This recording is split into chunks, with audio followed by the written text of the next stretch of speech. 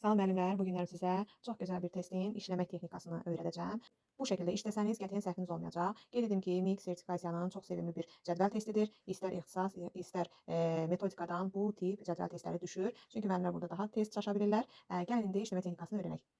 Deməli, ilk öncə biz burada uyğuna, uyğunsuzluğa bura baxmırıq və variantlara da baxmırıq. Sadəcə bu sağ köşdə yazılanlar doğru yanlışları nə edirik? Doğrudursa üstə gələk qoyuruq, yanlışdırsa çıxaq qoyuruq. Doğruya üstə gələk, yanlışa da çıxaq. Bu şəkildə düzəndən sonra dəftərinizdən işləyəndə MIG və sertifikasiyada bu şəkildə dəftərinizdə 1, 2, 3, 4, 5 yazın və ya da A, B, C, D, Y yazın və qarşısında 2 sütun yaradın. Üstə gələk, çıxaq, üstə gələk bu şəkildə doğru yanlışa görə düzürsüz. Ondan sonra keçirsiniz artıq təhlillərə. İndi biz nə edirik? Baxaq görək nə yazılıb. A variantında yazılıb. Təhsil proqramlarının mənimsənilməsini təmin etmək, keyfiyyətli təhsil vermək təhsil verənin hüququdur. Xeyr, biz bilirik ki, biz dövlət siyasətini həyata keçirdik, bundan vəzifəliyik və o standartların yerinə yetirilməsi bizim vəzifəmizdir. Yəni proqramların mənimsənilməsini təmin etmək, keyfiyyətli təhsil vermək təhsil verənlərin vəzifəsidir. Bu söz yanlışdır. Qarşısına çıxaq qoyuruq. Sonra ikinciyə baxırıq. Təhsil alanlarda fəal vətəndaş mövqeyi formalaşdırmaq, onları vətənpərvərlik və Azərbaycançılıq ruhunda tərbiyə etmək valideynin vəzifəsidir. Xeyr, bu valideynin vəzifəsi deyil, bu təhsil verənin vəzifəsidir. Ona görə də çıxaq qoyuruq. C-yə baxırıq. Təhlükəsiz iş və normal təhsil şəraiti ilə təmin olunmaq təhsil alanların hüququdur. Bəyəm dövlət şagirdə iş verir ki, ona belə bir hüquq da olsun? Xeyr, təhsil alanların təhlükəsiz iş şəraiti ilə təmin olmaq kimi bir hüququ yoxdur. Yəni işinə təmin olunmur təhsil alan, aydın məsələdir. Bu cümlədə səhvdir. Çıxaq. D variantını deyir. Yeni ixtisas almaq, staj keçmək, ixtisas və elmi dərəcəsini yüksəltmək təhsil verənin vəzifəsidir. Xeyr, yeni ixtisas almaq deyiləndə mən tutaq ki, tarix fənnindən dərs deyirəm.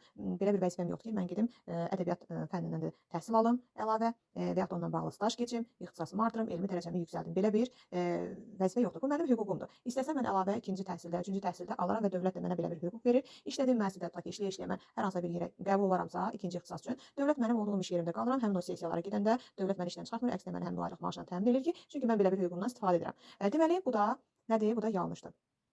Y variantına baxırıq. Etik davranış qaydalarına, pedaqoji etika və əxlaq normalarına riayət etmək təhsil verənlərin vəzifəsidir. Bəli, etik davranış qaydaları, pedaqoji etika və əxlaq normalarına riayət etməliyik və belə bir təhsil verənin etik davranış qaydaları haqqında bir əlavə olaraq da keçirik, hansı ki, bu məktəb rəhbərliyi tərəfindən də nəzarət olunur və bu cümlə doğrudur.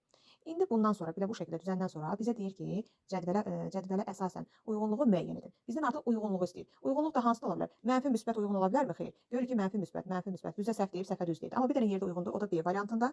Çünki baxırıq ki, mənfiyə mənfidir. Onda çaşmayacaq. Bax, bu testin işləmək qaydası, texnikası budur. Bundan başqa cür işləsəniz, beyninizdə tutaraq bunu həll etməyə çalışsanız, avtomatik beyniniz yorulacaq, həm də istər-istəməz imtahan həyəcanı və üstə gəldə çaşqınlıq yaradacaq ki, böyük ehtimalla səhv edə bilərsiniz. Amma bu şəkildə dəftərdə işləsəniz, qətiyyən səhv olmayacaq.